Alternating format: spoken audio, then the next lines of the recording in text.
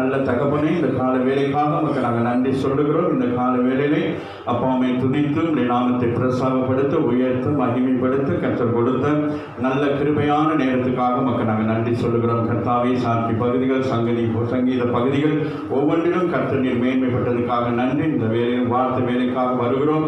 கர்த்தர் எங்களோடு கூட பேசுவீராக. வந்திருக்கிற ஒவ்வொரு ஜனங்களுக்கும் ஆண்டவருடைய வார்த்தையானது அவர்களுக்கு ஆரோக்கியமாக, அவர்களுக்கு பலனாக இருக்க கர்த்தர் உதவி செய்வீராக. இந்த நிகழ்ச்சிகளை யூடியூப் மூலமாக, ஃபேஸ்புக் மூலமாக பார்க்குற ஒவ்வொருவரையும் கர்த்தர் ஆசீர்வதிக்கும்படி உடைய கருத்தில் ஒப்புக் கொடுக்கிறேன். கர்த்தர் பொறுப்பெடுங்கள், ஆசீர்வதிக்க வழி நடத்துங்கள். இயேசுவின் ரத்தம் ஜெயம்.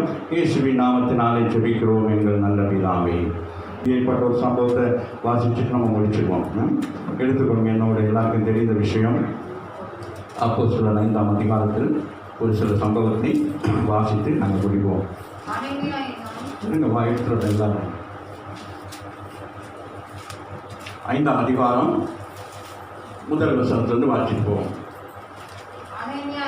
அனனியா என்னும் பேருள்ளவனும் அவருடைய மனைவியாகிய சபிலால் தங்கள் காணியாட்சிகளை விற்றார்கள். இது நடக்கிற சம்பவம் எப்பன்னு கேட்டால், ஆண்டவராகிய இயேசு கிறிஸ்து மரித்து உயிரோடு எழும்பின பிறகு அங்கே 40ஆம் நாள் என்ன செய்கிறார்கள்? எல்லாம் அபிஷேகம் பண்ணப்படுகிறார்கள். அங்கே 120 பேர் அபிஷேகம் பண்ணப்படுகிறார்கள். அதுக்கு பிறகு ஊழியர்கள் பிரிக்கப்படுகிறார்கள். அப்படியாக இருக்கிற காலத்திலே ஆமீன் அங்கே யார்?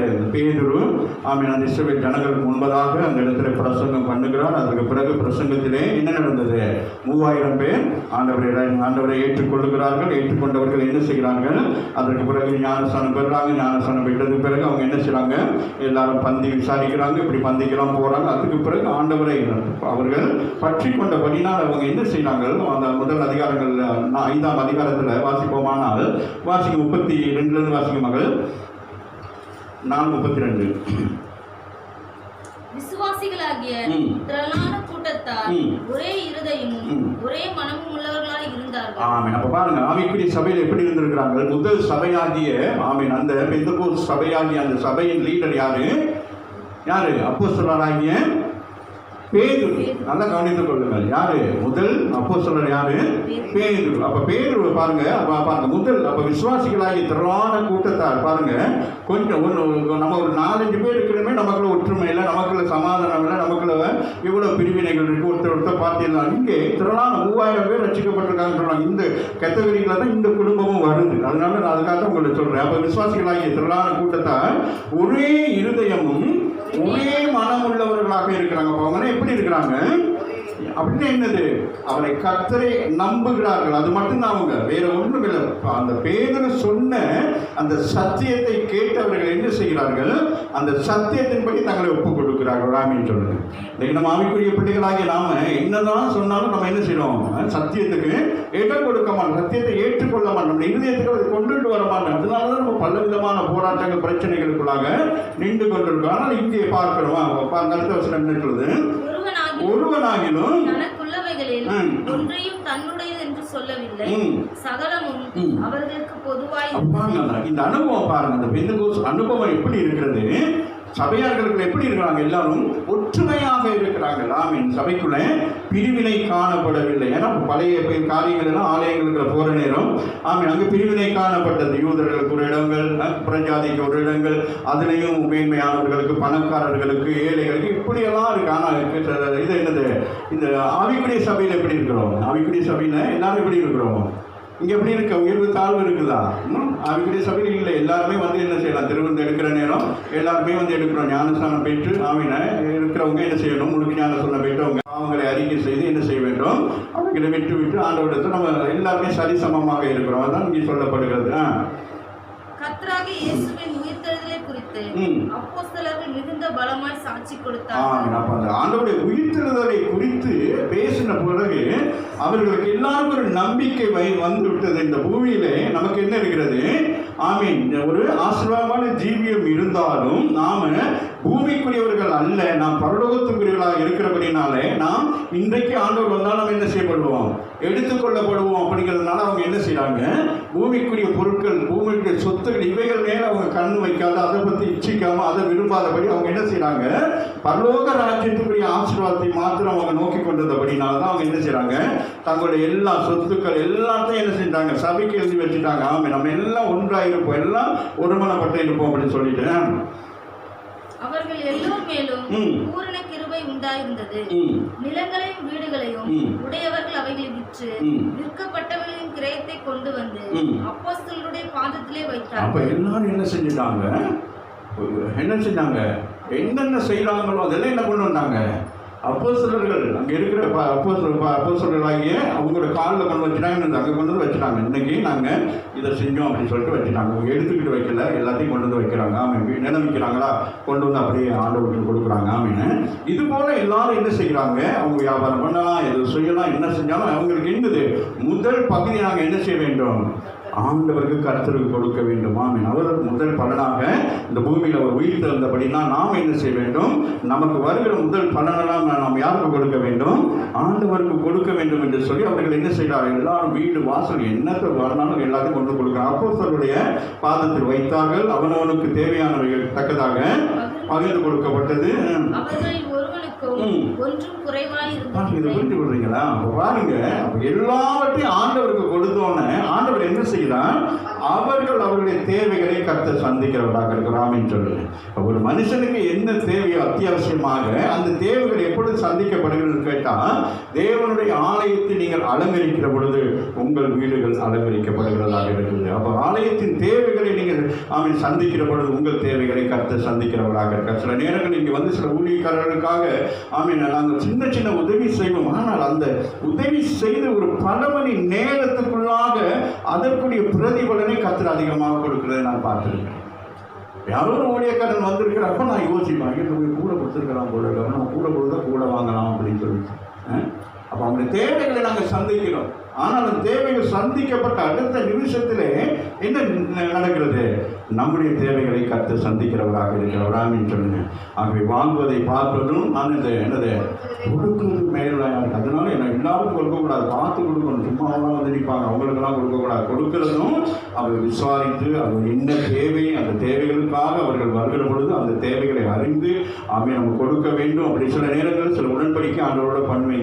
இந்த ஞாயிற்றுக்கிழமை எனக்கு ஏதாவது ஒரு அளவுக்கு நான் அவங்களுக்கு கொடுக்கக்கூடிய அளவுக்கு இங்கே ஒப்பரிங் வந்துச்சுன்னா இதுதான் எனக்கு கன்ஃபர்மேஷன், நான் தைரியமாக நான் கொடுப்பேன் அப்படின்னு சொல்லி அதுபோல ஆண்டவர் அந்த காரியத்தை செய்கிற பொழுது அதை என்ன நான் செய்வது, அப்போ ஆண்டவரோட பண்ண உடன்படிக்கையின்படி அவர்கள் வர சொல்லி அந்த காரியத்தை நான் செய்வது ஒரு ராமின்னு சொல்லுவேன். அப்போ இவைகளெல்லாம் ஆண்டவர் நமக்கு நடத்துகிறவராக இருக்கு. அப்போ சின்ன சின்ன விஷயங்கள் அப்போ நம்ம கொடுக்கறதுனால கர்த்தர் என்ன செய்யலாம், அப்போ என்ன செய்யணும், நம்மளை ஆசீர்வதிக்கிறவராக இருக்கிறார். என்று கூட சிஸ்டர் சொன்னாங்க சில காரியங்களை கூட. அப்போ நான் சொன்னேன், இல்லை நம்மளை ஆண்டவர் என்ன செய்திருக்கிறார், நம்ம சின்ன சபை தான், கொஞ்சம் விசுவாசிகள் தான், ஆனாலும் நம்முடைய கைகள் என்ன செய்யவில்லை, இப்படி இருக்கவில்லை, இப்படி வைத்திருக்கிறாங்க சொல்லுங்கள்.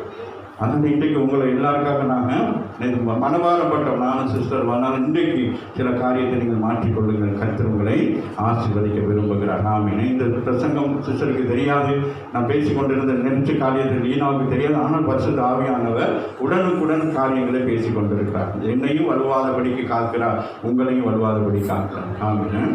வாசிங்க, வசனம் வாசிங்க.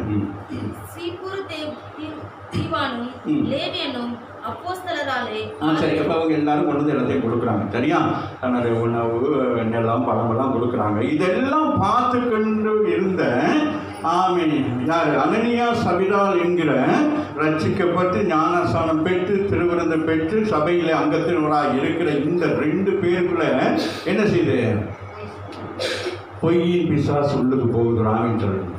இப்போ நம்ம என்ன செய்யறோம்னா, பணம் வர்ற வரைக்கும் ஆண்டவரே ஆண்டவரேன்னு சொல்லுவோம். ஏதோ நமக்கு ஒரு நன்மை வர வரைக்கும் என்ன செய்வோம், ஆண்டவரே நம்ம சொல்லுவோம், ஆண்டவரே.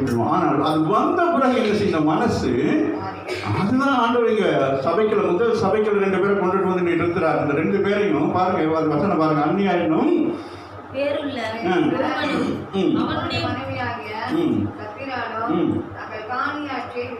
எல்லாரையும் கூட அவர்கள் விற்றார்கள். என்னது, எல்லாரும் விற்றாங்க. ஆனா இவங்க என்ன செய்யறாங்க, எல்லாரையும் பார்த்துட்டு இவங்க என்ன செஞ்சாங்க, நம்மளும் போய் கொடுப்போம். ஆமேன். அதான் நான் சொல்கிறேன், நம்முடைய தேவைக்காக ஆண்டவரிடத்தில் வருகிற பொழுது ஆமேன் ஆமேன் ரொம்ப நம்ம எச்சரிக்கையா இருக்க வேண்டும். ஆகவே இவர்கள் மற்றவர்களெல்லாம் என்ன செஞ்சாங்க, இயேசு நமக்கு தேவை, அவர் தான் நமக்கு தேவை என்று சொல்லி என்ன செஞ்சாங்க, உலக பொருட்கள் எல்லாத்தையும் கொண்டு வந்து சபையில வச்சாங்க. இவங்க என்ன செஞ்சாங்க, இயேசு நமக்கு தேவை, அதே நேரம் என்ன செய்யணும், இந்த பொருளும் நமக்கு தேவை அப்படிங்கிற விஷயத்துல அவங்க என்ன செஞ்சாங்க, அவங்க நினைச்சாங்க. நினைச்சோன்னு என்ன நடந்துச்சு, என்ன நடந்துச்சு, நினைச்சோன்னு என்ன நடந்துச்சு, பக்க வழியாக பிசாசு உள்ளே வருகிறான். ரமேஷன், என்றைக்கு நீங்க கடவுளுக்கு துரோகம் பண்ண நினைக்கிறீங்களோ, சபைக்கு வராதபடிக்கு பல காரியங்களை செய்ய நீங்க முற்படுகிறீங்களோ, அப்போ உங்களுக்கு சப்போர்ட்டா வர்றது யாரு, பிசாசு தான் வருவான். ஆமாம், அதில் நீங்கள் கவனமாக இருக்கணும். அப்போ இவர்கள் எப்போ மனதில் நினைக்கிறார்களோ அந்த நினைக்கிற பொழுதே அவன் என்ன செய்கிறான், அவன் அந்த வீட்டுக்குள்ளாக வருகிறான். அப்படின்னு சொல்லி பாருங்க, அப்போ எவ்வளோ பயங்கரமானவன் அப்படின்னு சொல்லி இன்னைக்கு நம்ம மனதுக்குள்ளே ஆண்டவரும் அதை அறிகிறார், தீர்க்கதரிசி மூலமாக வெளிப்படுத்துகிறார். அதே நேரம் கர்த்தருடைய பிள்ளைகளாகி நீங்களும் நானும் எச்சரிக்கையாக இருக்க வேண்டும்.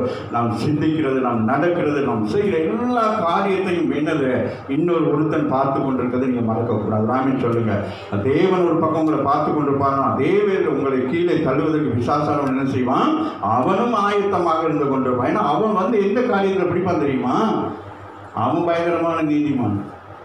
கர்த்தருக்கு துரோகம் பண்ணா அவன் என்ன செய்வான், அந்த இடத்துல ஆண்டவர்கிட்ட கேட்பான். ஆமேன்னு, உங்களுக்கு துரோகம் செய்கிறாங்களே, ஒரு சின்ன சான்ஸ் ஒன்று கொடுங்க, நான் என்ன செய்கிறேன், அவங்கள சோதிச்சு பார்க்குறேன் அப்படின்னு சொல்லிட்டு. ஆகவே அடுத்த வசனத்தை பார்த்தீங்களே, தன் மனைவி ஒரு பங்கை வஞ்சித்து வைத்து ஒரு பங்கை கொண்டு வந்து அப்போஸ்தலருடைய பாதத்திலே வைத்தார். அப்போ அவங்க ரெண்டு பேரும் உங்களுக்கு பேசிக்கிட்டாங்க. யாருக்கு தெரிய போகுது, அப்போஸ்தலர் பேதுருக்கு இதெல்லாம் தெரிய போகுதுன்னு. அவருக்கு தீர்க்க தரிசனம்னா என்ன தெரியுமா, அவருக்கு தீர்க்கிறது, அவர் என்ன தீர்க்கதரிசியா இல்லையே, அவர் ஒரு அப்போஸ்தலர் தானே, அவர் ஊழியக்காரர் தானே, அவருக்கு என்ன தெரிய போகுது, அப்படிதான் இன்னைக்கு நம்ம நினைக்கிறோம். ஆண்டவர் சகலவற்றையும் அறிந்திருக்கிறார். தன்னுடைய ஊழியக்காரனுக்கு எதையுமே மறைக்க மாட்டார். எல்லா விஷயத்தையும் ஒருத்தர் இந்த இடத்துல ஜெபிக்க வர்ற நேரமே அவங்க என்னத்துக்காக வந்தாங்க, எப்படி ஜெபிக்கிறோம், அவங்க போகிற நேரம் என்ன நினைச்சிட்டு போறாங்கிற விஷயம் எல்லாம் ஆண்டவர் என்ன செய்து கொண்டிருப்பார், தன் ஊழியக்காரனுக்கு அதை வெளிப்படுத்தி கொண்டே இருப்பார். அப்போ எல்லா விஷயத்தையும் நம்ம என்ன செய்ய முடியாது, சில காரியங்களை தான் நம்ம சொல்லலாம், எல்லா காரியங்களையும் நம்ம சொல்ல முடியாது. அது ஏன் நம்மளுக்கு அந்த பிரச்சனை வந்தது என்கிறதை குறித்து நம்ம ஜெபித்துட்டு போனது பிறகு அதை பற்றி ஆலோசனை பண்ணுகிற பொழுது அப்போ அந்த காரியங்களை குறித்து ஆண்டவர் வெளிப்படுத்துவார். ஆமேன்னு, இதுதான் உங்களுடைய பிரச்சனை அப்படின்னு சொல்லிட்டு. ஆகவே நம்ம கவனமாக இருக்கணும். ஆகவே இந்த இடத்துல நடக்கிற சம்பவம் வாசிங்க, அடுத்த வசனம். பேதுரு, இந்த இடத்துல யாரு, பேதுரு யாரு, தீர்க்கதரிசி அல்ல, நல்லா கவனித்து கொள்ளுங்கள். தேவனுடைய ஒரு மனுஷன், அப்போஸ்தலன். ஆமீன். அவர் ஒரு சபை போதகர், அவர் ஒரு பாஸ்டர். ஆமீன். அவர் அப்படிப்பட்டவர். இப்போ என்ன சொல்றான்னு பார்ப்போம். நோக்கி அனனியாவே ஒரு பங்கை வஞ்சித்து வைத்து பரிசுத்த ஆவியினிடத்தில் பொய் சொல்லும்படி சாத்தான் இருதயத்தை நிரப்பினது என்ன? ஆமென். இப்போ இங்க என்ன நடக்குது, யாரை ஏமாத்தலாம், ஒருவேளை மனுஷனை ஏமாத்தலாம், ஆனால் யாரை ஏமாற்ற முடியாது, பரிசுத்த ஆவியானவரை என்ன செய்ய முடியாது. ஆமென். அதில் கவனமாக. இது என்ன காலம், இப்ப இந்த காலம் என்ன காலம், பரிசுத்த ஆவியானவரால் சபைகள் நடத்தப்பட்டு கொண்டிருக்கிறது. ஒரு ஆமீன் சொல்லு. பிதாவாகிய தேவன் நமக்கு தேவனாக இருக்கிறார். குமாரனாகிய இயேசு கிறிஸ்து இந்த பூமிக்கு என்ன செய்தான், 33.5 வருஷம் அந்த பூமியில இருந்துட்டு அவர் என்ன செய்தான், இந்த இடத்தை விட்டு கடந்து அவர் பரலோக ராஜ்யத்தில் பிதாவுடைய வலது பார்சத்தில் இருக்கிறார். ஆனால் பூமியிலே இப்போ செயல்பட்டு கொண்டிருக்கிறது வேற யாரும் அல்ல, பரிசுத்த ஆவியானவர். ஆமீன் சொல்லுங்க. அப்ப சபைகள் இருக்கிறது யாரு, பரிசுத்த ஆவியானவர். ஆமீன். இந்த பரிசுத்த ஆவியானவர் யாருக்குள்ள இருக்கிறாரு, உங்களுக்குள்ளேயும் எனக்குள்ளேயும் இருக்கிறார். ஆமீன். அப்ப பரிசுத்த ஆவியானவருக்கே விரோதமாக நம்ம காரியங்கள் செய்தால் எவ்வளவு பயங்கரம் என்பதை நீங்கள் உணர்ந்து கொள்ள வேண்டும். அதான் இந்த இடத்துல சொல்றார், நீ எனக்கு நீ என்ன ஏமாற்றலாம், ஆனால் நீ பெற்றுக்கொண்ட உன்னுடைய அந்த பரிசுத்த ஆவியானவருக்கு விரோதமாக பிசாசானவன் என்ன செஞ்சுட்டான். அப்ப நமக்கு எப்ப பணத்தின் மேல் ஆசையோ பொருள் பொருள் மேல் ஆசையோ மற்றவைகள் மேல் ஆசை வருகிற பொழுது நமக்கு இடரலை கொண்டு வருவதற்கு பிசாசானவன் எப்பொழுதும் ஆயத்தமாக இருக்கிறான். ஆமென். அதனால நம்ம ரொம்ப கவனமாக இருக்க வேண்டும். பண விஷயத்துல, பொருள் விஷயத்துல, கடன் வாங்குறது, கடன் கொடுக்கிறது, இப்படிப்பட்ட எல்லா காரியங்களையும் ரொம்ப கவனமாக பிசாசான அப்படியே கொண்டு சிக்கி விடுவோம். அப்புறம் நம்ம சொல்லக்கூடாது, ஆமென், அப்படி நடந்து போச்சு, இப்படி அல்ல. நீ உன்னை அறிந்து கொள்வதற்கு நீ பெற்றுக்கொண்ட அபிஷேகம் உனக்கு கிரியை செய்கிறதாக இருக்கு. உனக்கு இருக்கிற பரிசுத்த ஆவியானவர் உனக்கு ஆலோசனை கொடுக்கிறவராக இருக்கு. அப்ப தப்பான ஒரு ஆலோசனைகள் வருகிற போது நீங்கள் எச்சரிக்கையா இருக்க. அப்ப தப்பான ஆலோசனை யார் கொண்டு வந்தது? யார் கொண்டு வந்தது?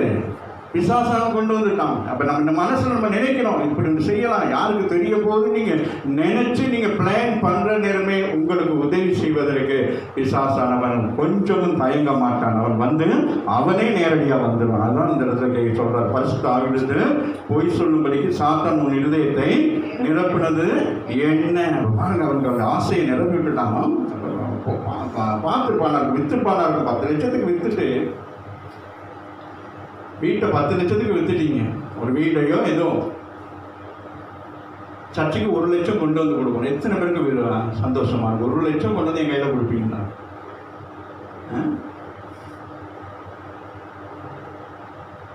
முதல் சொல்லுவீங்க. அந்த பணம் கையில் வர்றதுக்கு அந்த நோட்டை எடுத்து அப்படி என்ற நேரம் விசாரிச்சு சொல்லணும். பைத்தியம், அவனுக்கு ஆசைக்கு என்ன அப்புறம் எவ்வளோ யாருமே கொடுக்கல, நீ கொண்டு போய் 10 லட்சத்தை கொடுத்து சாட்சி மட்டும் சொல்லுவார், சிரிப்பார், அவ்வளோதான். அதுக்கு பிறகு என்னது, அதை எடுத்துகிட்டு அவர் ஜாலியாக இருப்பார். உனக்கு தேவையான அந்த 9 லட்சத்துக்கு என்ன செய்யக்கூடாது? 10 லட்சத்தை போட்டினா உனக்கு பெரிய வருமானம் வரும் அப்படின்னு சொல்லிட்டு என்ன செய்வாங்க? சரி, அதுக்கு என்னது 10 லட்சம்னா ஒரு 10,000 கொடு. அது நீ விற்றது அவருக்கா தெரிய போகுது? அவர் என்ன உன்னுடைய டாக்குமெண்ட்ஸ் எல்லாம் வந்து பார்க்குறாரா? அவருக்கு அதெல்லாம் தெரிய போகுதா அப்படின்னு நான் என்ன சொல்லுவோம்? இந்த உள்மனம் பேசுகிற நேரம் அது தலையாகும். ஆமாம், நீங்கள் செய்கிற சரியான ஐடியா தான். இன்றைக்கி நிறைய பேர் அப்படி தான் செய்கிறாங்க. தசமம் பார்த்து 4ஆக பிரித்து கொடுக்குறது, 5ஆக பிரித்து கொடுக்குறது. அது கர்த்தருடைய பணம், எச்சரிக்கையாக இருக்க வேண்டும். இன்றைக்கி நிறைய பேர் இன்றைக்கி சபைக்கு வரல.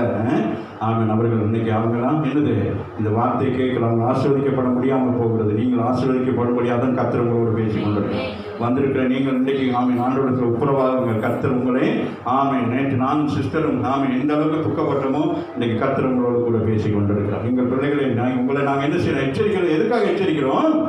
நீங்கள் ஆமென் இந்த சபை கட்டப்பட வேண்டும். ஆமென் என்ன செய்ய வேண்டும்? சபைக்கு நீங்கள் தூண்களாக இருக்க வேண்டும். அதுதான் ஆண்டவர் விரும்புகிறார். உங்களை கொண்டுதான் சபை கட்டப்பட வேண்டும். அங்கே எங்களுக்கு பணம் வரும், இங்கே பணம் வரும், அதில் அதை செய்யும் இதை செய்யும் அல்ல. உன் கையை கர்த்தர் ஆசீர்வதிப்பார். நீ என்ன செய்வாய்? நீ அதை ஆண்டவருக்கு கொடுக்கிற பொழுது ஆண்டவர் என்ன செய்வார்? உன்னுடைய குடும்பங்களை கட்டுகிறவராக இருக்கார். வாசிங்க முடிப்போம். அது உன்னுடையதா இருக்கவில்லையோ, அதை விற்க பின்போ அதன் வசத்தில் இருக்கவில்லையோ, நீ உன் இருதயத்திலே இப்படிப்பட்ட எண்ணம் கொண்டது என்ன? மனுஷனிடத்தில் அல்ல, தேவனிடத்திலே போய் சொல்லுங்க. நீ யாருக்கு போய் சொல்றேன்? நீ வந்து எப்படி நிற்கலாம்? பாஸ்டர்கிட்ட வந்து நிற்கலாம். வந்து என்ன சொல்கிறாரு? சொல்லுங்க பாஸ்டர், நாங்கள் ஒரு சின்ன ஒரு லேண்ட் விற்றோம் பாஸ்டர், அந்த லேண்டு அப்படின்ட்டு நாங்கள் நம்ம கையை அப்படி பொத்தி கொடுக்குறது. ஆமாம், நீ லோட்டெல்லாம் நீ என்ன சார் 2 கையில் வாங்கி பேக்கில் வச்சுட்டு பாஸ்டருக்கு என்ன செய்யற? கொஞ்சம் கொண்டு கையில் பொத்தி கொடுத்துட்டோன்னா அவர் பாஸ்டருக்கு 1000 ரூபா கொடுத்தா போகுது, அவர் இருந்துருவார் அப்படின்னு சொல்லிட்டு. ஆனால் பாஸ்டருக்கு 1000 ரூபா தேவை. ஆனால் உன்னை உண்டாக்குன ஆண்டவருக்கு எது தேவை? அவருடைய பணம் தேவை. ராமன் சொல்லுங்க. அவர் உன்னோடு பொருத்தனை பண்ணின பொழுது, அவரோடு உடன்படிக்கை பண்ணின பொழுது, அவர் உனக்கு சொன்ன அந்த ஆசீர்வாதத்தை நீ முழுமையா கொடுத்தாதான் நீ ஆசீர்வதிக்கப்படுவாய். நீ அவரிடத்துல ஏமாந்தாலும் நீ அவர் ஏமாற மாட்ட, நீ தான் ஏமாந்து போவ. நீ கொடுக்குற பணத்தை வச்சு நீ தான் ஏமாந்து ஒன்றும் இல்லாமல் போவே தவிர ஆண்டவர் ஒரு நாள் ஒன்றும் இல்லாமல் போக மாட்டார். அதுதான் இந்த இடத்துல சொல்கிறா. நீ மனுஷன் இடத்துலையாக நீ தேவனத்தை போய் சொல்றா. நீயா வாசிக்க இந்த வார்த்தைகளை கேட்கவே விழுந்து ஜீவனை அவன் காலம் அப்படியே முடிஞ்சு போச்சு. புரியுதா? அவன் என்னது அவன் அது முடிஞ்சு போச்சு. இன்னைக்கு நீங்கள் நானே யோசிக்க வேண்டும். ராமின்னு சொல்லுங்க. அப்படி காமிக்கூடிய சபையில் இருக்கவங்க என்ன செய்யணும்? அனனியாவும் சபிராவும் என்ன செஞ்சாங்க? ஒரு பாவம் செய்தார்கள், உடனே செத்து மடிந்து போய்விட்டார்கள். இன்றைக்கு நீங்களும் நான் என்ன செய்து கொண்டிருக்கிறோம்? பாவம் செய்து கொண்டே இருக்கிறோம். ஆமீன். இப்படி ஏமாற்றி அப்படி ஏமாற்றி அப்படி செஞ்சு இப்படி செஞ்சு ஆண்டவர் என்ன செய்கிறோம்? ஏமாற்றி கொண்டே இருக்கிறோம். அப்போ எப்படி இருக்கிறோம்? ஒவ்வொரு நாளும் நாம் என்ன செய்து கொண்டு இருக்கிறோம்? ஆவிக்குரிய ஜீவிதத்தை எப்படி சென்று இருக்கிறோம்? எப்படி இருக்கிறோம்? செத்து கொண்டிருக்கிறோம். புரியுதா? அவங்க ஒரே நேரம் செத்தாங்க, ஆவிலையும் சரீரத்திலையும் செத்தாங்க. இன்னைக்கு ஆவிக்குரிய சபையில் இருக்கிறவங்க எப்படி இருக்கிறாங்கன்னு கேட்டா, தேவனை ஏமாற்றுகிறபடினால, அவன் பிசாசோடு சேர்ந்து ஆண்டவரை ஏமாத்துறதுனால தினமும் செத்து கொண்டே இருக்கிறான். அவன் என்னத்தை செஞ்சாலும் அன்னைக்கு நான் யார் பிள்ளைகளுக்கு பைபிள் கிளாஸ் கொடுக்க நேரம் யோசேப்பை குறித்து சொன்னோம். யோசேப்பு எப்படி அவன் செய்த காரியமெல்லாம் வாய்த்தது. ஏன்? கர்த்தர் அவனோடு கூட இருந்தார். அப்ப அவன் எல்லாவற்றையும் எப்படி இருக்கிறான்? கர்த்தருக்கு முன்பாக உண்மையாக இருக்கான். அவன் செய்த காரியங்கள், அவன் போறான், அவனே ராஜா, அவனே நல்ல வசதி படைத்தவனாக இருக்கிறான் அந்த தேசத்துல. அப்படிப்பட்டவன் வீட்டுக்கு போய் யோசேப்பு அங்க தங்குறபடினால் அந்த வீடு ஆசீர்வாதமாக மாறுகிறான். அப்படியே இன்னைக்கு நம்ம வீடியும் ஆசீர்வாதமாக இருக்க மாட்டேன். நம்ம பொய் சொல்லிக்கிட்டு ஏமாத்திக்கிட்டு இப்படியெல்லாம் இருக்கிறதுனால நம்ம என்ன செய்ய முடியவில்லை? ஆண்டவர் கொடுக்குற ஆசீர்வாதம் அவன் போயிட்டு ஒண்ணுமே செய்யலாம். அவன் போய் அந்த வீட்டில் இருக்கிறான். அந்த வசனங்களை நீங்க வாசிக்கினா தெரியும். ஆதியாகமத்துல அவன் அந்த வீட்டில் இருக்கிறான். அந்த வீடு எப்படி இருக்குது? ஆசீர்வாதமாக இருக்கிறான்னு சொல்லு. அப்ப நம்ம ஒரு வீட்டுக்கு போனால் அந்த வீடு எப்படி இருக்கணும்? ஆசீர்வாதமாக இருக்கணும். அப்ப நம்ம என்ன செய்யறோம்? அப்ப நம்ம ஆசீர்வாதம் ஆண்டு உன்னை நம்முடைய வாக்குத்தத்தத்தின் ஆசீர்வாதம் என்ன? ஆபிரகாமுக்கு ஆண்டவர் கொடுத்த ஆசீர்வாதம் என்ன? உன்னை. அப்ப நம்ம என்ன செய்யறோம்? அந்த ஆசீர்வாதத்துக்கு புறம்பாக இருக்கிறோம், புறநான காரியத்தை செய்கிறோம். ஆகவே அவர்கள் செத்து மடிந்தார்கள். வாலிபர்கள் எழுதுறாங்க, வாசிங்க அப்படி முடிச்சிருவோம்.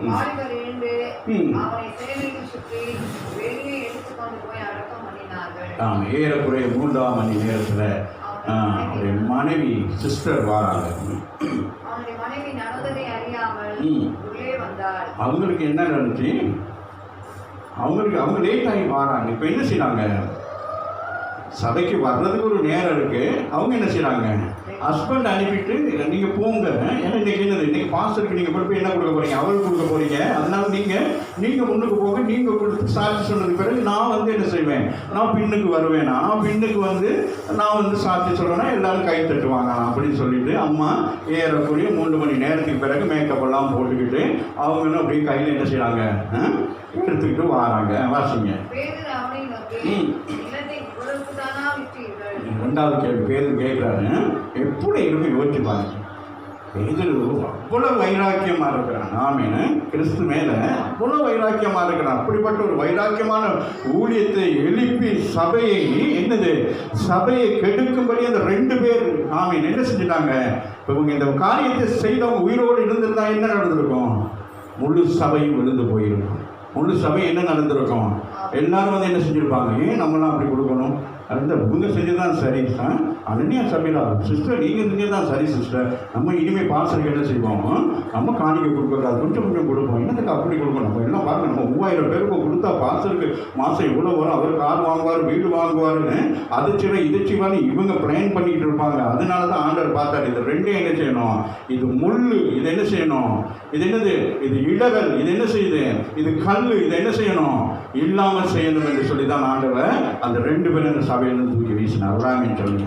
இன்னைக்கு நம்ம சபைக்குள்ளே இருக்கணுமா, சபைக்குள்ள வெளியே இருக்கணுமாங்கிறது இன்னைக்கு எடுக்க வேண்டிய தீர்மானம். பேதுரு அவரை நோக்கி, நிலத்தை இவ்வளவுக்கு தானே விட்டீர் என்று எவ்வளவு அழகா சொல்றாங்க. இந்த கணவன் உனக்கு பிடித்திருக்கிறதா? ஆம். மரணத்திலும் என்னது? சாவிலும் 2 ஒன்று தானே. வாவிலும் சாவிலும் ஒரு தான் எடுப்பீங்களா? மைக்கு வாய் விட்டு ஓம் ஆம் தான். எவ்வளோ அழகாக சொல்லலாம். இவ்வளவு தான் பாசம் அப்படின்னு இருப்பாங்க. ஆமே புலி பேதுரு அவனை நோக்கி, கர்த்தருடைய ஆவியை சோதிப்பதற்கு நீங்கள் ஒருமனப்பட்டவங்க. யாரை சோதிக்கிறதுக்காக இப்போ பேதுரு எப்படி இருந்திருப்பான்னு நீங்கள் யோசிக்கிறீங்க? யோசிச்சு பாருங்க. ஒரு சபை நடத்துகிற ஊழியக்காரன் ஒரு சில பேர் காரியங்களை செய்யணும். அவங்க எப்படி இருப்பாங்க? சில நேரங்களில் சிலர்களுக்கு தங்கள் வாழ்க்கையில் சில காரியங்கள் வந்தால் தான் சிலர்கள் உணர்வாங்க. சில நேரங்கள் நாங்கள் படுகிற வேதனைகள், அவமானங்கள், நிந்தைகள் சில பேருக்கு தெரியாது. ஆமாம், அவங்களோட சொந்த வாழ்க்கையில் வந்தால் தான் தெரியுங்க எவ்வளோ வேதனைப்பட்டிருப்பாங்க, எவ்வளோ கஷ்டப்பட்டிருப்பாங்க, எப்படி கண்ணீர் விட்டுருப்பாங்கன்னு சொல்லிட்டு. அதுபோல் இந்த இடத்துல பேதுரு ஆண்டவருக்காக வைராக்கியம், ஆண்டவரோடு இருந்தான். 3.5 வருஷம் ஆண்டவரோட ஊழியம் செய்தது மாத்திரமல்ல, ஆண்டவருக்கு நடந்த அத்தனை காரியங்களை அவன் பார்த்தபடினால் நான் சொல்றான், என்னை ஆண்டவராய் இயேசுவை போல சிலுவையில் அறையாதபடி என்னை மாற்று விதமாக அறையுங்கள் என்று சொல்லி அந்த அளவுக்கு அவன் வைராக்கியமாக இருந்தான் இயேசுவுக்காக. இன்னைக்கு சபை வைராக்கியம் யாருக்கு வைராக்கியம் காட்டி கொண்டிருக்கிறது? ஊழியக்காரனுக்கும் சபைக்கு. எங்கள் சபை பெரிய சபை, ஏசு போட்ட சபை, எங்கள் ஊழியக்காரன் எங்கள் ஐயா அங்கே பெரியவர் இதை சொல்லி ஏசு யாருன்னு என்னது இன்னைக்கு அறிக்கை செய்ய மாட்டேங்கிறாங்க விசுவாசிகள்.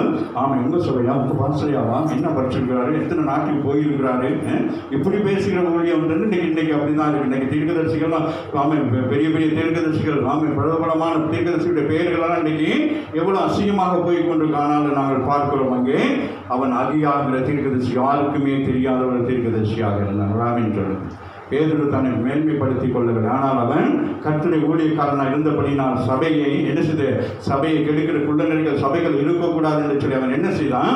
அவன் ஒன்றும் செய்யவில்லை. அவனை கொண்டு கர்த்தர் அங்கே பெரிய ஒரு காரியத்தை செய்தார். வாசிங்க, நான் முடிக்கிறேன். அடக்கம் பண்ணினவர்களுடைய கால்கள் வாசற்படியிலே வந்திருக்கிறது, உன்னையும் வெளியே கொண்டு போவார்கள் என்றார். உடனே அவள் அவருடைய பாதத்திலே விழுந்து ஜீவனை விட்டார். யோசிச்சு பாருங்களேன், வார்த்தை பாருங்களேன். அப்போ ஒரு ஊழியக்காரனுடைய வாயிலிருந்து வருகிற வார்த்தை உங்களுக்கு எப்படிப்பட்டதாக இருக்க வேண்டும்? ஆசீர்வாதமாக வர வேண்டும். ராமின் சொல்லுங்க, எல்லாருமே கை வச்சு ஆசீர்வாதம் நான் ஜெபித்தாலும் அந்த ஆசீர்வாதத்துக்குரியவர்களாக நீங்கள் மாற வேண்டும். இப்போ நான் உங்களை பிடிச்சி எதுவும் பண்ண முடியாது. ஆனால் நான் என்ன செய்வேன்? நான் உங்களை ஆசீர்வதிப்பதற்காக நான் கைவேலை ஆசீர்வதித்தாலும் அந்த ஆசீர்வாதத்துக்குரிய பாத்திரமா என்பதை நீங்கள் என்ன செய்ய வேண்டும்? நீங்கள் உணர்ந்து கொள்கிற பொழுது, அதற்கு ஏற்றபடி உங்களை சரிப்படுத்திக் கொள்கிற பொழுதுதான் நீங்கள் இங்கே சொல்லப்பட்ட ஆசீர்வாதத்துக்குள்ளாக மாறுவீர்கள். ராமின் சொல்லுங்க. ஆகவே நீங்கள் செய்கிற காரியங்களை சொல்லி உங்களை திட்டி உங்கள் தலையில் கையை வெட்டி நீங்கள் நாசமாக போ அப்படின்னு நான் சொல்லி ஜெபிக்கிறது அல்ல. நீங்கள் இதை விட்டு வெளியில் வாங்கங்கிறதுக்கு தான். அன்னைக்கு அங்கே பேதுரு என்ன சொல்லலை? ஒன்றுமே சொல்லலை. இந்த சம்பவங்கள் நடக்கிற பொழுது என்ன நடக்கிறது? அங்கே யார் இருக்கிறது? பேதுரு இருக்கிறான், பிசாசு இருக்கிறான், பரிசுத்த ஆவியானவர் இருக்கிறார். ஆமென். அப்போ 3 பேருடைய செயல்பாடாக நாங்கள் பார்க்கிறோம். பேதுரு என்ன செய்கிறார்? இனிமேல் செய்யாதீங்கன்னு கூட சொல்லி இருக்கலாம். ஆனால் பரிசுத்த ஆவியானவர் என்ன செய்யலை? அவருக்கு விரோதமாக நாம் எது செய்தாலும் அவர் அமைதியாக இருக்கிறவர் அல்ல. ஆமென். இயேசு கிறிஸ்துவை போல ஆமென். இவர்கள் செய்வர்கள் அறியாது செய்தார்கள் மன்னின்னு சொல்லி சொல்லுகிறவர்கள் பரிசுத்த ஆவியானவர் நமக்குள்ளே இருக்கிறவராக இருக்கிறார். அவருக்கு ஆண்டவராக இயேசு என்ன செய்திருக்கிறார்? ஆமென். பிதாவாகிய தேவனாக இருக்கட்டும், இயேசுவாக இருக்கட்டும், ஒரு உடன்படிக்கை அவர்கள் 3 சேர்ந்து ஒரு உடன்படிக்கை பண்ணினார்கள். அந்த உடன்படிக்கையின் படி கடைசியாக சபையை எடுத்துக்கொள்ள போவது வரைக்கும் பரிசுத்த ஆவியானவர் என்ன செய்யணும்? இந்த சபையையும் விசுவாசிகளையும் பரிசுத்தமாக வைத்திருக்க வேண்டும். அதுதான் கேரண்டி. ஆமென். உங்கள் பிள்ளைகளை இப்போ நீங்கள் இங்கே வர்றீங்க, சபைக்கு கொண்டு வரீங்க, அந்த பிள்ளை இந்த சபையிலேருந்து வெளியில் போகிற வரைக்கும் யார் கேரண்டி? சண்டே கிளாஸில் நிற்கிறாங்க யார்? சண்டே கிளாஸ் டீச்சர் தான். நீங்கள் சண்டே கிளாஸில் இருந்துட்டு நீங்கள் போயிட்டு வெளியில் போயிட்டு ஏன் லேட் ஆகிட்டு அப்படின்ட்டு நீங்கள் வேறு எங்கேயாச்சும் வீட்டில் போய் சாப்பிட போயிட்டு ஏதோ பண்ணிட்டு போயிட்டீங்கன்னா யாரை கேட்பாங்க? சிஸ்டரை கேட்பாங்க, இல்லை யாரை கேட்பாங்க? என்னையே கேட்பாங்க. என்ன ஐயா உங்களை நம்பி தான் நான் வந்து பிள்ளைகள் போகிறாங்க, அங்கே ஒரு வீட்டில் போய் நின்றுட்டு இருக்குங்க, இதுக்காக நாங்கள் உங்களை தான் நம்பணும் அப்படின்னு சொல்லி நினச்சுவாங்க, நம்ம மேலே தூக்கி போட்டுருவாங்க. ஆமாம். அது போல இந்த இடத்துல வாசி முடிச்சிருவேன். பேதுரு அவனை நோக்கி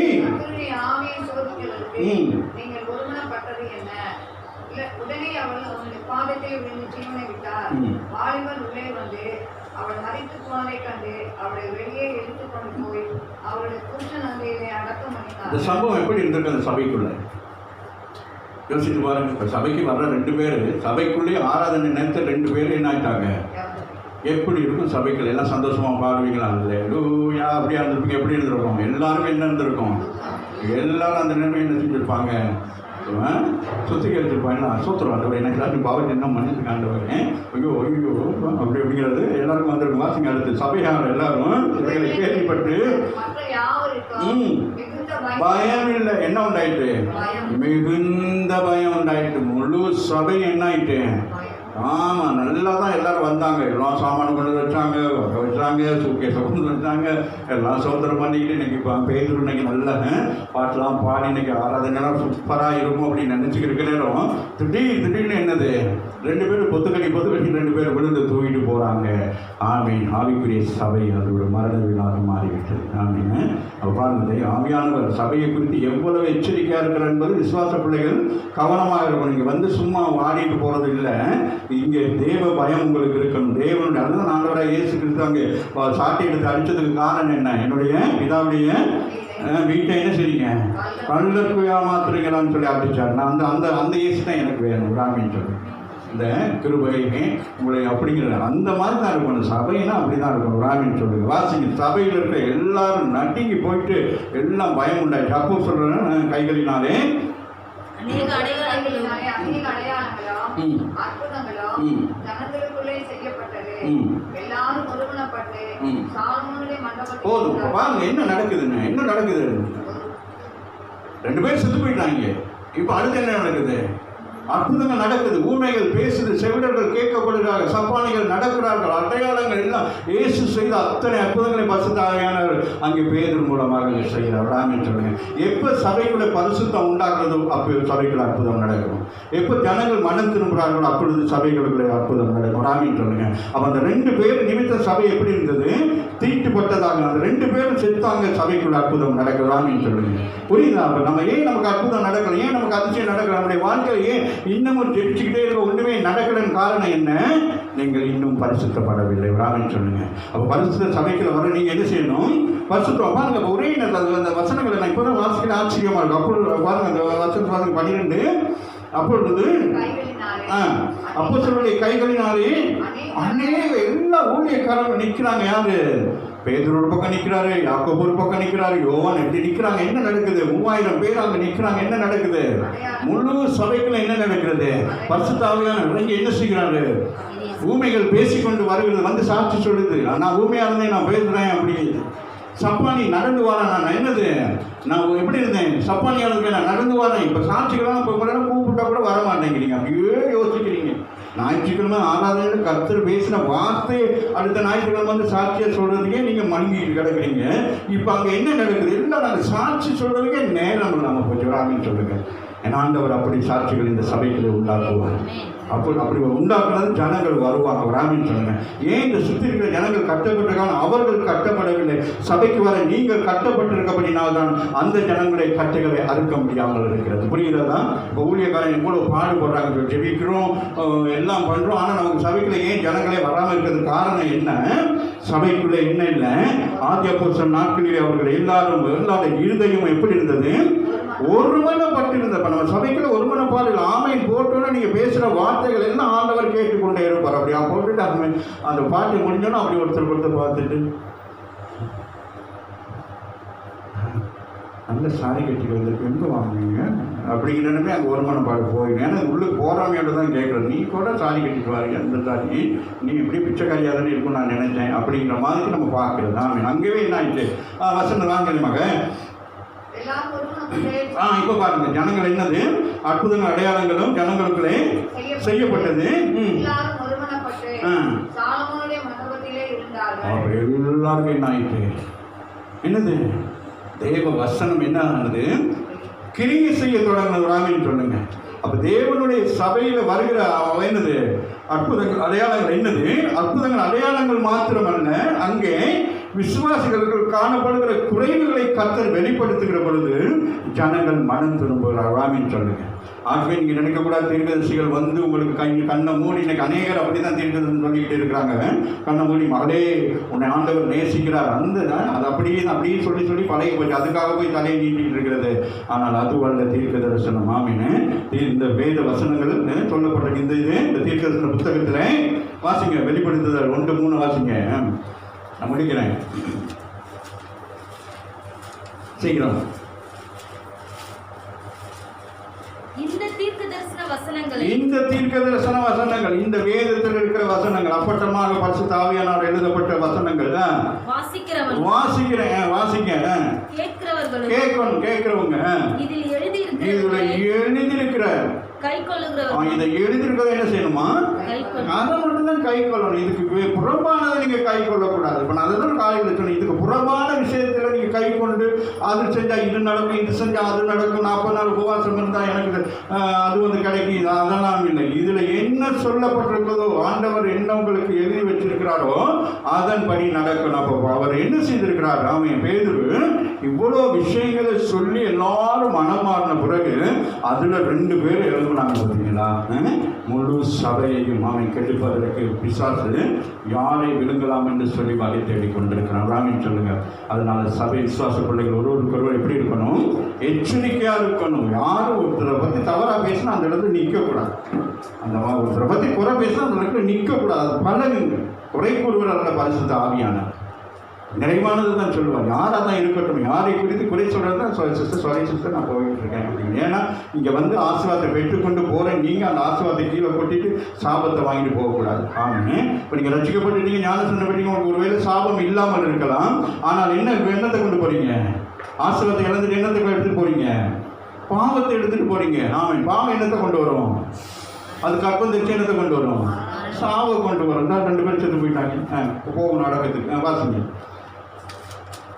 வாசிங்க 5ஆம் அதிகாரத்தில் 13. மற்றவர்களில் ஒருவனும் அவர்களுடனே சேர துணியவில்லை. ஒருத்தரும் துணியலை. இதுதான் நான் சொல்றேன். தவறு செய்கிறவங்களோட என்ன செய்யக்கூடாது? அவங்கள பற்றி குறையும் பேசக்கூடாது. அவங்களோட என்ன செய்யக்கூடாது? கூட்டும் சேரக்கூடாது. பேசாமல் போயிடும். இது கர்த்தருடைய ஆலயம், கர்த்தருக்கு மகிமை. அவருக்காக எல்லாம் செய்யணுமே தவிர இந்த இடத்துல வந்து அரசியலோ அல்லது கூட்டு குடும்பமோ அது இது எல்லாம் யாரும் இந்த வாய்களில் வேறு ஒன்று. நீங்கள் சாப்பிட்டீங்கன்னா என்ன செய்யணும்? அது கசப்பாக இருந்தாலும் சரி, அது இனிப்பாக இருந்தாலும் சரி, அதை என்ன செய்யணும்? ஏற்றுக்கொண்டு நீங்கள் வீடுகளுக்கு போகணும். அதுதான் உங்களுக்கு ஆசீர்வாதமே தவிர ஆலயத்தை முடிச்சதுக்கு பிறகு அந்த பேச்சு இந்த பேச்சு பேச பாருங்க. அப்போ ஆண்டவராக அப்போ ஏன் இன்னைக்கு தெரியுதா? இன்னைக்கு தெரிஞ்சுக்கிட்டீங்களா? எதனால அற்புதம் நடக்கல, எதனால அதிசயம் நடக்கணும்? இதுதான் நடக்குது. சபைக்குள்ள ஒற்றுமை இல்லாததுனால, ஒருமனப்பாடு இல்லாததுனால ஆண்டவர் இந்த இடத்துல வந்து கிரியை செய்யணும். நம்ம ஆண்டவரை ஆராதிக்கலாம், அவர் வருவார் தான். ஆனால் கிரியை செய்ய முடியாது இல்லையா? அவர் தன்னுடைய ஜனங்கள் மத்தியில் விசுவாசிக்காதபடினாலும் ஆண்டவர் சொல்கிறார், என் ஜனங்களுக்குள்ள நான் என்ன செய்ய முடியலை. ஆமீன். சொந்த ஜனங்களுக்குள்ள என்ன செய்ய முடியலை. ஒரு ஜாதி ஜனங்களுக்கு போய் அற்புதம் அடையாளம் செய்யலாம், சொந்த வீட்டுக்குள்ள அற்புதம் செய்ய முடியாது. காரணம் என்ன? அங்கே அவங்க விசுவாசிக்கலாம். அவங்க ஆண்டவரை பார்த்தோன்னே நம்ம நம்மளோட தானே இல்லை, 30 வருஷமாக நம்ம பார்த்தோம், இவர் என்ன அப்படிங்கிற மாதிரி. நம்ம இண்டிகாவில் தான் இருக்கிறாங்க ஊழியக்காரன். நம்ம ஊழியக்காரன் தானே. இவரோட அந்த ஊழியக்காரன் நல்லா ஒரு டெலிவிஷன்லாம் வந்து பேய் விரட்டுறாரு, அதனால அங்கே போகலாம்னு சொல்லி இங்கே டெமி கொடுத்துட்டு அங்கே போய் உட்காந்துருக்கு. அங்கே போயிட்டு இருக்கிற பேயெல்லாம் அள்ளி கையில் வச்சுக்கிட்டு அப்படி இங்கே வந்து ஊதுடா உட்காரடானா நமக்கு ஒன்றுமே பண்ண முடியாது. ஆகவே இங்கே வாசிங்க. அடுத்த வசனத்தை வாசி முடிச்சிருவோம்.